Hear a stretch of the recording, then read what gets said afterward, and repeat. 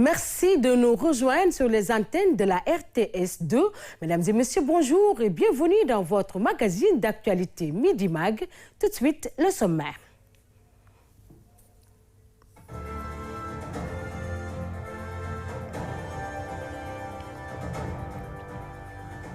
Journée internationale des femmes, célébrée chaque année le 8 mars, cette journée est l'occasion de renforcer l'autonomie des actions des femmes dans tous les domaines.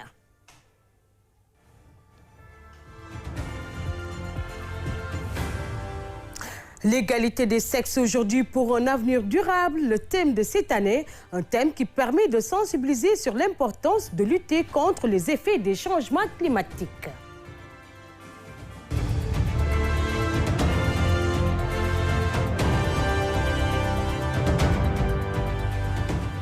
Assistante de direction à Matam, Binta Anne est reconnue de par sa passion et sa rigueur pour le travail.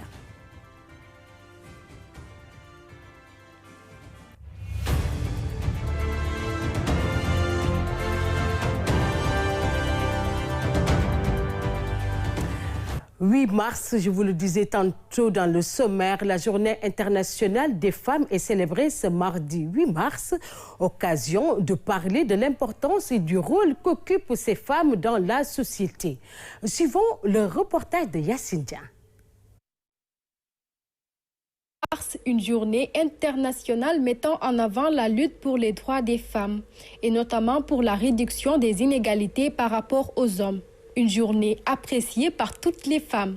La femme occupe une place importante dans la société parce qu'aujourd'hui, on voit partout dans le monde, dans les entreprises, les sociétés, entre autres, il n'y a que les femmes qui dominent. Si vous voyez dans certaines entreprises, presque il y a plus de femmes que des hommes. Aujourd'hui, il n'y a pas ce que l'homme peut faire sans pour autant que la femme ne peut pas le faire. La femme est une battante, la femme est exceptionnelle. Donc c'est normal que chaque 8 mars, on dédie cette journée aux femmes. L'égalité des genres, un droit humain fondamental. La femme, un pilier du développement.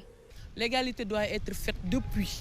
Parce que les femmes, dans les bureaux, du moment que je suis infirmière, je peux le dire.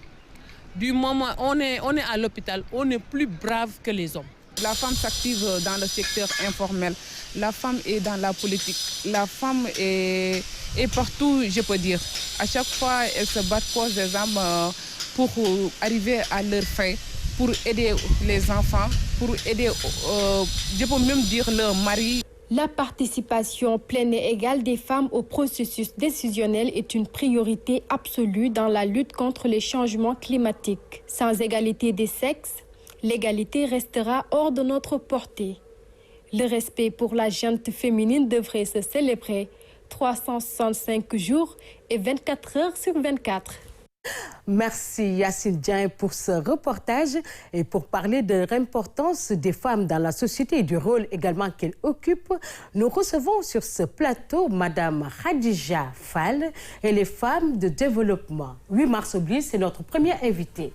Bonjour Madame Khadija. Bonjour Marème. Aujourd'hui c'est la fête des femmes. Effectivement. La journée internationale dédiée aux femmes. Qu'est-ce que 8 mars représente pour vous? Ça représente beaucoup. Et je tiens à préciser, comme depuis ce matin, je vois beaucoup de stories sur WhatsApp et tout. Ce n'est pas vraiment une fête, on va dire. Mais c'est une journée où on doit s'asseoir, faire un bilan, quand même célébrer, oui, parce qu'il y a eu beaucoup d'avancées qui ont été faites pour les femmes, par les femmes. Mais aussi transmettre le message à nos petites sœurs, aux petites filles, pour qu'ils puissent à leur tour prendre le flambeau, parce que c'est une lutte quand même qui va encore durer longtemps. Justement, en parlant de cette lutte, on a vu que les femmes ont bravé beaucoup d'échelons.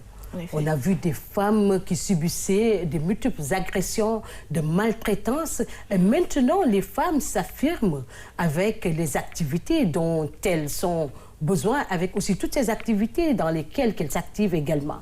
Quelles sont les maltraitances dont subissent les femmes en général? Alors, les femmes subissent beaucoup de violences, surtout. On connaît plus la violence physique, mais il y en a d'autres, il y a d'autres types de violences encore plus sournois. On ne parle pas assez de la violence psychologique. On parle pas de la violence, on parle de la violence sexuelle, bien sûr, mais moi, je veux en fait rester sur ça, la violence psychologique. c'est sournois, c'est quelque chose qui te tue à petit feu. Est-ce que vous faites allusion aux violences qu'on rencontre au niveau du mariage, les violences conjugales? Effectivement, effectivement. Je trouve qu'on n'a pas assez, qu'on ne parle pas assez de cela. Alors, ici au Sénégal, on parle souvent du Moune, le Moune national. Et j'aimerais aussi faire un coucou aux femmes de la diaspora. Là-bas, c'est le Moune Pro Max qu'elles sont en train de vivre. Alors, les femmes subissent cette violence, elles ne disent rien. Parce qu'il y a des fausses croyances. Est-ce que ce ne sont pas les cultures qui nous l'imposent, la culture qui nous impose que la femme ne doit pas dire ce qu'elle pense ou bien elle doit taire certaines choses qui pourraient détériorer l'entrepreneuriat familial? Alors moi, je trouve que ça, c'est un peu mal parlé de notre culture. Parce qu'on nous parle souvent des reines, on nous parle de Yacine Boubou, on nous parle d'Aline Sitoé Diatta. Donc on a vu que les femmes étaient toujours devant. Elles dirigeaient les guerres même. Effectivement, effectivement. C'était des batailles et les femmes étaient devant. Effectivement. Vraiment.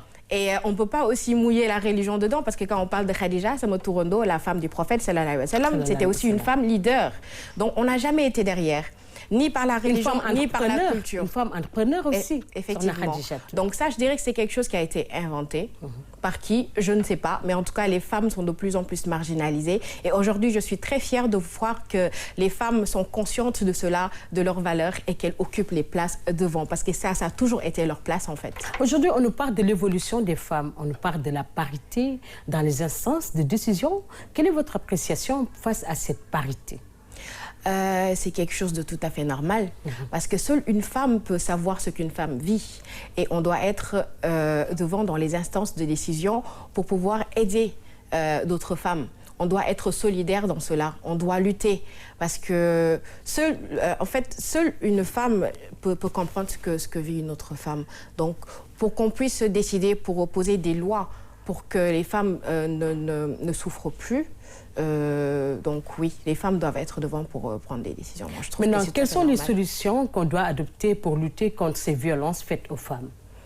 Alors, tout d'abord, les femmes elles-mêmes qui sont victimes de ces violences, elles doivent s'en rendre compte. Beaucoup de femmes les vivent et ne savent même pas qu'elles sont en train de vivre une violence. Je parle à l'entourage, je parle à la famille.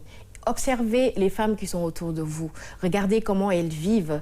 Souvent, les victimes de violences physiques ou psychologiques, elles ont tendance à défendre la personne qui leur fait subir ça. Ils sont souvent des hommes.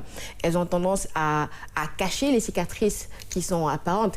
Elles ont tendance à se sentir inférieures. Elles se coupent carrément de la société. Donc, observons un peu ce qui se passe autour de nous et aidons ces femmes-là à avoir le courage de sortir de cela. Madame Khadija, est-ce que c'est la même chose que les femmes de la diaspora vivent également? Elles vivent pire. Parce qu'on sait tous que les femmes qui sont là-bas, elles sont loin de leur famille. Donc là-bas, ce qui se passe, c'est que la violence physique, elle existe, effectivement, mais c'est un peu plus caché parce qu'on sait, les hommes savent en fait ce qu'ils ont en cours. S'ils font ça, c'est la prison. Donc eux, ce qu'ils font, c'est plus la violence économique. Tout ce que la femme doit faire, ils doivent être au courant, ils contrôlent tout. Je t'ai amené ici, donc tu dois m'obéir. Donc, c'est souvent des menaces qu'il y a. Si tu me quittes, je vais me suicider. La participation également dans l'entrepreneuriat, l'environnement familial également qui est important. Ça. Donc, la femme, on l'amène à l'extérieur, puis après, elle est laissée à elle-même. Surtout quand elle a des enfants, c'est tellement compliqué. On est dans un environnement où on n'a pas la même culture. Donc, elle doit lutter contre ça chez elle. Elle doit lutter quand elle sort. Et pire quand elles travaillent, surtout. Maintenant, qu'est-ce qu'on doit faire pour sensibiliser les femmes à s'affirmer, à leur dire que votre place est là, vous êtes les meilleurs? Qu'est-ce qu'il faut faire? D'abord, je salue ce plateau. C'est bien d'en parler pour qu'on puisse entendre. La femme n'a pas de valeur. La femme, la vie passe par elle. Donc, sans la femme, il n'y a rien. Il faut qu'on parte de là. De valeur, vous parlez de prix. Oui, la femme n'a pas de prix. La femme n'a pas de prix. Je disais, la vie n'a pas de prix. Voilà. Et sans la femme, il n'y a absolument rien. Donc, c'est à la femme elle-même de se rendre compte. Parce qu'elle détient plusieurs valeurs. En fait. La femme est mère, elle est épouse, elle est l'amie. Elle est tout. Elle est tout. La femme, c'est tout. La femme, c'est la vie. Donc, en fait, c'est à la femme elle-même de se rendre compte, en fait, de sa valeur. Et à partir de cela, elle doit s'émanciper, savoir qu'elle a son mot à dire dans la société. Donc moi, j'appelle vraiment toutes les femmes à réfléchir. En fait, depuis qu'elles sont enfants, tout ce qu'elles sont appelées à faire dans la maison, dans le mariage, dans le quartier même, tout ce qu'elles peuvent changer. Mais on a vu beaucoup d'avancées par rapport à l'évolution de ces femmes. On a constaté lors des élections locales, il y a pas mal de femmes qui sont là, plus de 100 femmes qui étaient candidates. Et il y en a qui ont pu se départir du lot. Ce qui est important, c'est des avancées qu'on doit noter. Oui, c'est très important et je les encourage.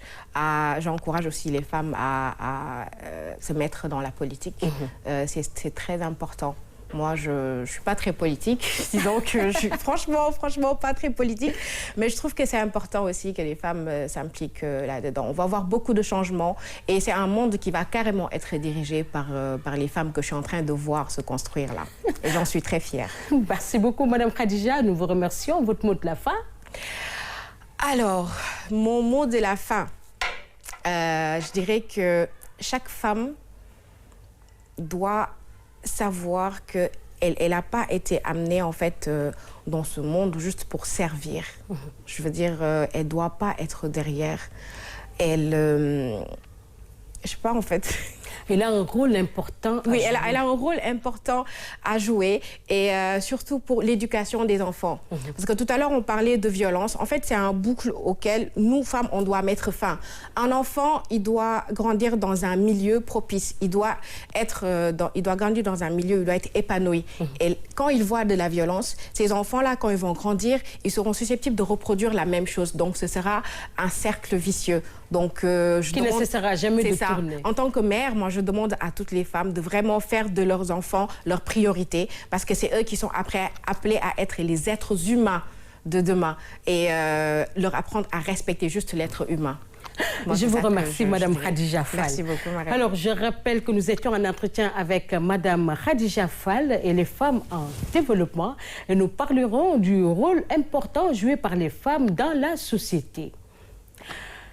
Je sais pas, également, restons toujours dans le sillage du 8 mars, cette fête des femmes, et cette fois-ci pour parler de la thématique égalité des sexes. Aujourd'hui, pour un avenir durable, c'est une manière de montrer le rôle aussi joué par les femmes dans l'environnement, la préservation et la protection. Suivons le récit de Bakary Sy.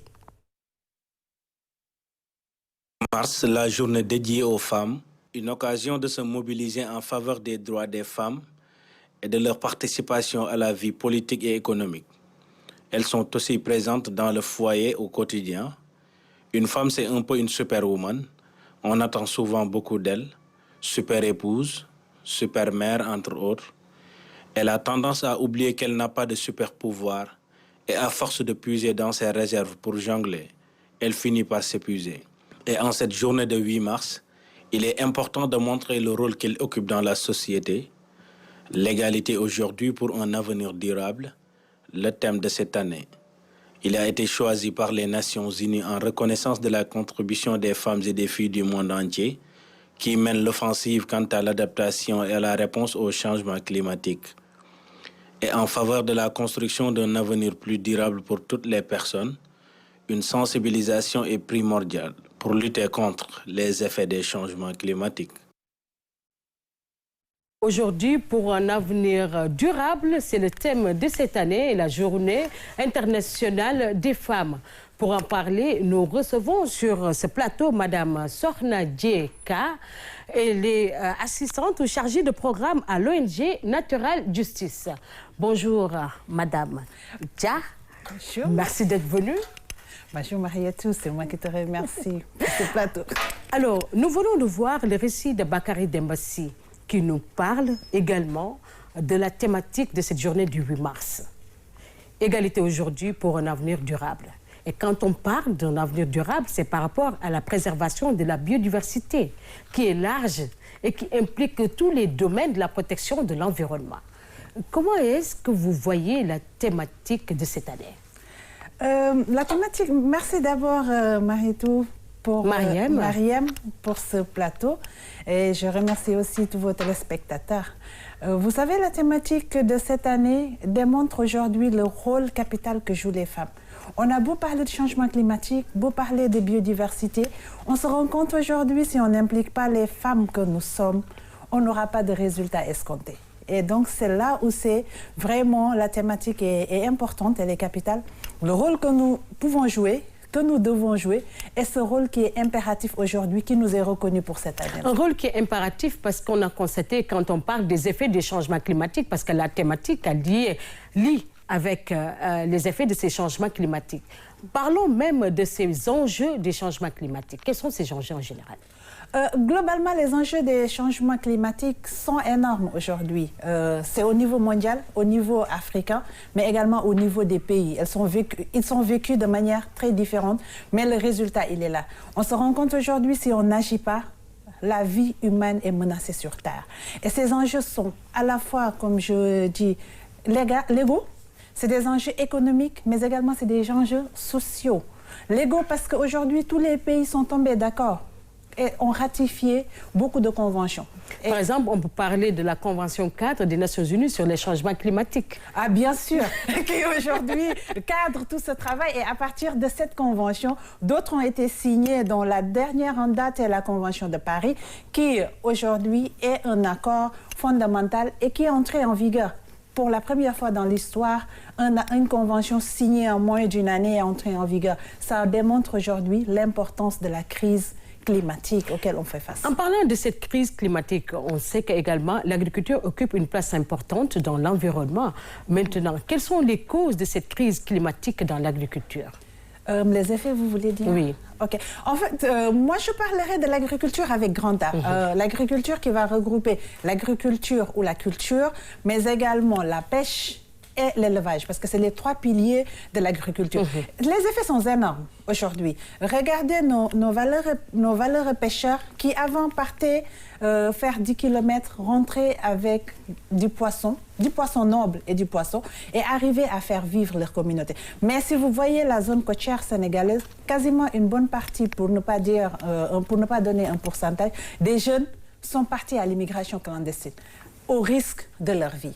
Si on prend l'agriculture... Et tout ça, c'est des effets des changements climatiques. Ah, mais bien sûr, c'est en partie lié au changement climatique. Si on prend aujourd'hui les paysans, les cultivateurs, surtout africains, sénégalais en particulier, qui dépendent de l'agriculture fluviale, et aujourd'hui, on n'a pas de maîtrise sur la pluviométrie, tantôt il pleut en retard, tantôt il ne pleut pas assez. Vous voyez, je pense l'année dernière, tout le monde a eu un peu écho des effets de la famine à l'intérieur. Et pour finir, parlons de nos éleveurs, les Peuls qui faisaient 3 mois ou 4 mois de nomadisme, retourner dans leur fief, qui aujourd'hui sont obligés d'aller au-delà du territoire sénégalais à la recherche de pâturage. Des problèmes qui sont là. Et maintenant, comment on va faire pour régler ces problèmes?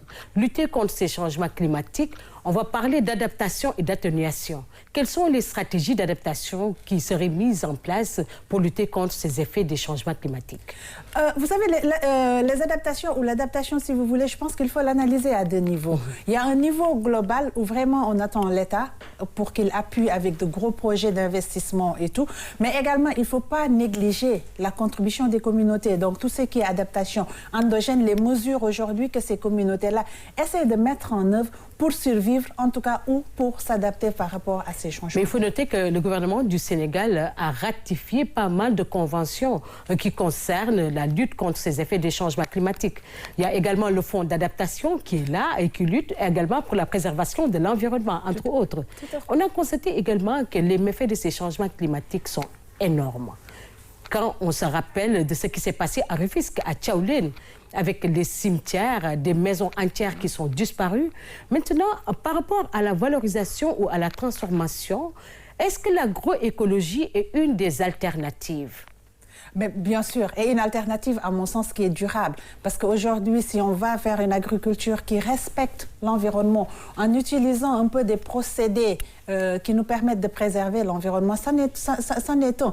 Mais également, vous savez, moi, je pense que les stratégies, il faut les voir plus grand que ça. C'est-à-dire, aujourd'hui, aider ces communautés, aidons ces femmes à travailler moins parce que les conditions ne le permettent pas, mais à gagner plus. Parce que l'idée étant d'aller vers une justice climatique. Et cette justice climatique qui est aujourd'hui portée par le droit qu'à toute communauté ou toute personne de vivre dans un environnement décent, mais également de se projeter aussi bien pour elle, pour sa génération future. Quel est le rôle de la justice climatique dans cette lutte contre les changements climatiques?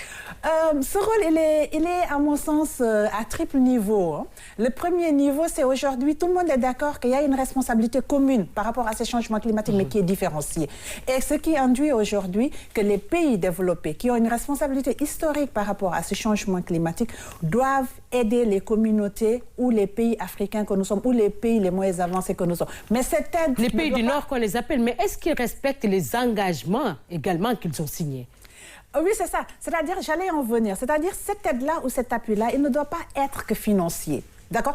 Tout le monde est en train de parler, oui, ils nous doivent 100 milliards chaque année. Mais moi, je pense, comme on dit en Wolof, donc,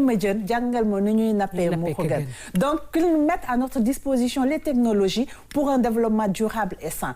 Et après, aussi, la justice climatique, il faut la voir sous l'angle de l'équité générationnelle et de l'équité intergénérationnelle. Aujourd'hui, les gens, ils ont tendance à dire, ou en tout cas, la science dit que cette terre, elle ne nous appartient pas. On l'a empruntée à nos ancêtres et on doit la rétrocéder à nos enfants. Et du coup, essayons de la préserver, d'où le concept de développement durable. Donc, en parlant de la préservation de l'environnement, on peut parler également de l'éducation environnementale. Est-ce que les Sénégalais, également, je peux parler des Africains en général, sont conscients de l'importance de l'éducation environnementale? Vous savez, si on part sur le volet aussi de l'éducation, il y a deux aspects. Moi, il y a ce que j'appelle, ou ce que les scientifiques aussi appellent l'éducation formelle et l'éducation non formelle.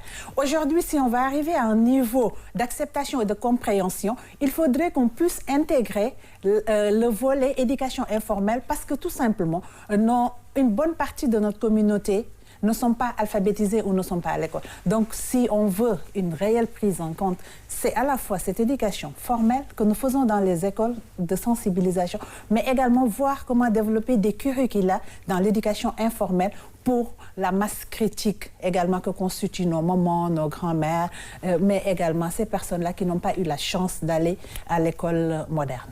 Maintenant, les programmes pour les changements climatiques, quels sont ces programmes, entre autres, qu'on peut gérer pour lutter contre ces effets de ces changements climatiques? Je pense qu'aujourd'hui, comme tu l'as dit, l'État est vraiment en train de travailler pour qu'on puisse avoir des financements dans le cadre du GCF, Green Climate Fund, mais également dans le cadre du Fonds d'adaptation, mais également à travers d'autres partenariats en bilatéral. Mais aussi, il ne faudrait pas oublier que la société civile aussi arrive à lever des fonds, mais arrive aussi à faire un travail. Parce que le changement climatique, ce n'est pas seulement un problème financier, c'est un problème de prise de conscience, mais c'est un problème d'action. Et quand on parle d'action, c'est à tous les niveaux. Nous, aujourd'hui... Mais surtout les femmes, parce qu'elles sont les plus vulnérables. J'en arrive à ça. Nous, aujourd'hui, on a un financement, on a un programme qui s'appelle African Activists for Climate Justice, qui est mis en œuvre dans 8 pays africains.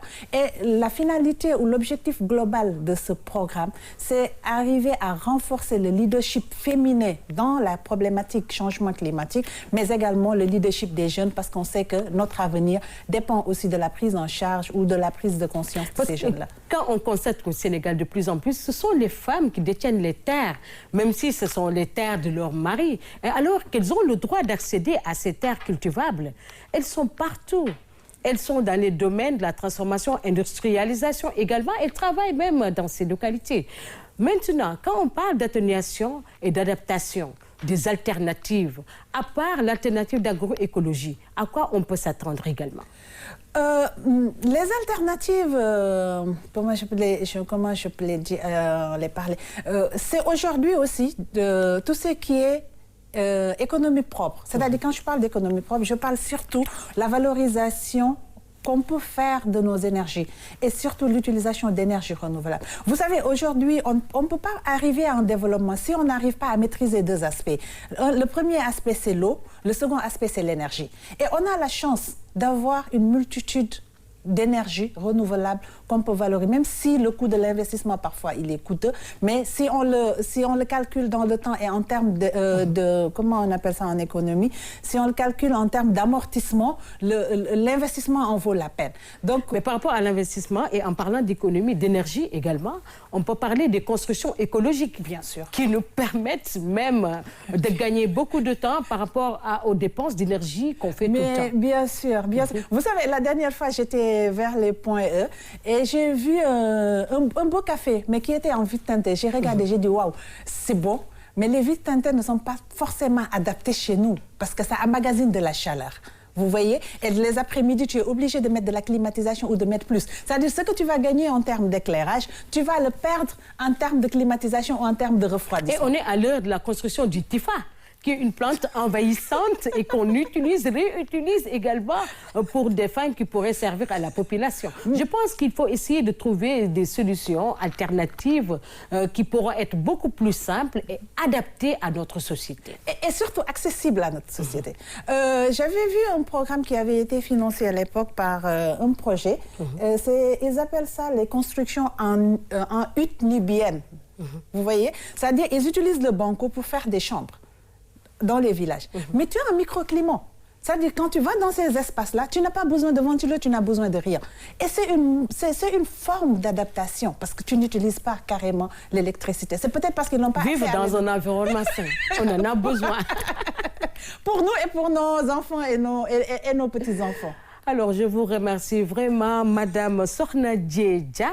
Merci d'être venue. Votre mot de la fin? Le mot de la fin, c'est juste appeler les femmes à plus de leadership. Vous savez, on ne peut pas faire ce qu'on fait pour moi. Si on doit le faire pour moi, on doit le faire avec moi. Donc aujourd'hui, une implication et un travail approfondi des femmes est nécessaire. Mais ça passe forcément par le renforcement de capacité. On n'a pas besoin de femmes qui sont là. Je dis souvent, on n'a pas besoin de parité 50-50. On a besoin de femmes qui ont la connaissance, qui ont le leadership pour porter le combat de demain. Également des femmes qui maîtrisent ces informations climatiques. Parce que quand on nous parle de la Convention 4 des Nations Unies sur les changements climatiques, on fait appel à la Convention de Rio, qui est le sommet de Rio sur la Terre, qui a été adopté en 1994. On en a besoin également ces informations. Bien sûr. Je vous remercie. C'est moi qui vous remercie. Merci beaucoup. Allez. Alors, je rappelle que nous étions en entretien avec Madame Sokhna Djedja. Elle est chargée de programme à l'ONG Natural Justice et nous parlions de la thématique de l'environnement qui consistait à l'égalité aujourd'hui pour un avenir durable. Elles sont toujours braves et nous continuons avec elles. Cette fois-ci, c'est à Matam que nous allons découvrir Binta Anne. Elle est assistante de directrice. Cette femme brave et passionnée dans le travail. Banel Fatimata Banelba nous en dit plus.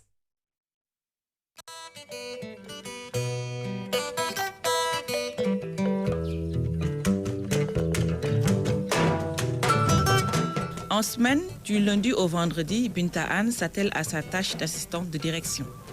Assurer en amont la préparation et le suivi des dossiers, gérer le planning, le courrier et l'agenda de sa hiérarchie, Binta s'acquitte de sa tâche à la perfection. Je peux dire que sans avoir à sourciller, qu'elle m'a appris beaucoup de choses moi-même. Parce que dans ces métiers, les assistantes de direction ont un rôle extrêmement important dans l'accompagnement des directeurs, surtout qui sont nouveaux.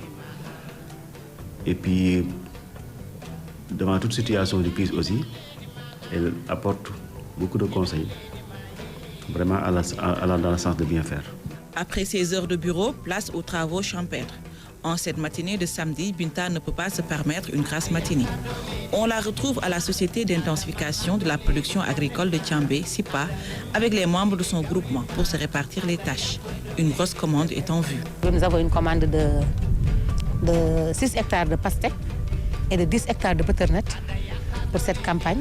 C'est ce qu'on est en train de commencer là. Binta Anne déborde d'énergie. Elle arpente les 30 hectares de cette exploitation agricole toutes les heures. Le soleil de saison sèche qui darde ses rayons est loin de la dissuader. Je suis née et j'ai grandi à Dakar. J'ai fait mes études à Dakar. Je suis secrétaire de formation et passionnée de l'agriculture car elle a travaillé dans un projet qui luttait contre la désertification. Bon, avec l'avènement des SIPA, Le programme, lorsqu'il est venu dans le village de Tchambé, ils ont décliné le profil de celui ou celle qui doit gérer la CIPA. Bon, le village a porté son choix sur moi. Depuis bientôt 11 ans, la petite dame gère la CIPA avec responsabilité, engagement et détermination. D'ailleurs, la société figure parmi les plus productives des 30 CIPA que compte la région de Matam. Son secret? J'aime bien mon village, j'aime le développement de mon village et je veux bien appuyer mon village pour qu'il se développe, pour appuyer les femmes et les jeunes qui sont dans le village, qui étaient au chômage, qui ne faisaient rien auparavant. J'aime bien les aider pour qu'ils trouvent du travail, pour qu'ils trouvent des ressources pour l'entretien de leur famille. Dans la région de Matam, il y a 30 CIPA. En faisant de la présidente du réseau des CIPA, c'est parce que j'étais la seule femme du groupe. Ils étaient tous des hommes. Eux, les hommes, ils se sont dit que puisqu'il y a une seule femme parmi nous, on fait d'elle notre présidente.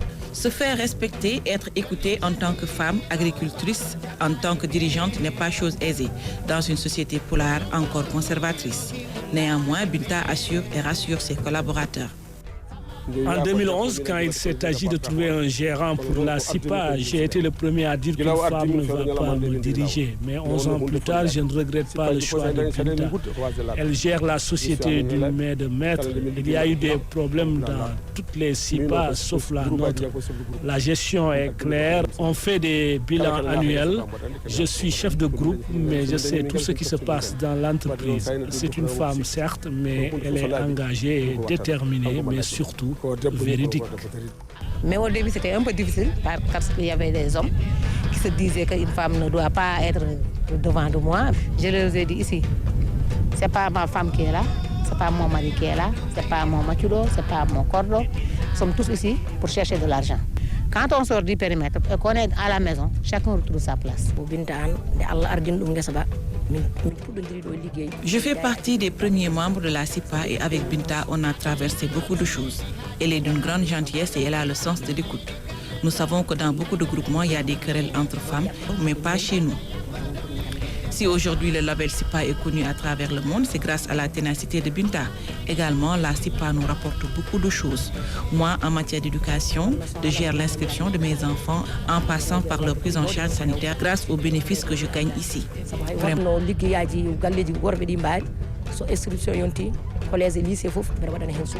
Elle est révolue l'époque où les femmes étaient confinées aux tâches domestiques. Binta Anne est convaincue que les femmes peuvent relever le défi de l'autonomisation. Il faut que les femmes se réveillent, s'organisent et cherchent un travail. Il y a l'entrepreneuriat féminin qui est là, il y a des accompagnateurs qui sont là, ils vont vers les accompagnateurs et ils cherchent un métier. Il y a la transformation, il y a l'agriculture qui est là, ici il y a les femmes qui le font. Et ils y gagnent quelque chose. Il y a plusieurs femmes qui sont là. Quand vous entrez dans leur chambre, vous leur demandez qu'est-ce que ton mari a acheté dans la chambre. Ils ne diront rien. Partout dans le monde, qu'elles travaillent la terre ou dans un bureau, les femmes comme Binta Anne sont en train de faire une révolution silencieuse. Son engagement et sa résilience ont fait d'elle une championne de l'agriculture au point d'être surnommée la reine du gombo de la région de Matam. Une spéculation qu'elle a réussi à cultiver et à exporter dans cette CIPA 12 mois sur 12. Manel Ba pour ce reportage. Vraiment, Binta Ba est une des reines. J'ai également des reines dans le studio. Madame Khadija Fall, merci beaucoup et bonne fête des femmes. Madame Sokhna Djekadia également, merci à vous et bonne fête des femmes. Je pense qu'on devrait fêter les femmes tous les jours. Effectivement. Et merci vraiment. Vous êtes aussi des reines. Oui. Ah oui, vous êtes des reines. Vous montrez tout ce qui se passe dans les couloirs. Et c'est important. C'est vraiment important. Bonne fête à vous. Merci beaucoup. Alors, voilà qui m'a fait à ce magazine d'actualité Midi Mag. Je dis bonne fête à toutes les femmes du monde, mais plus précisément aux femmes sénégalaises.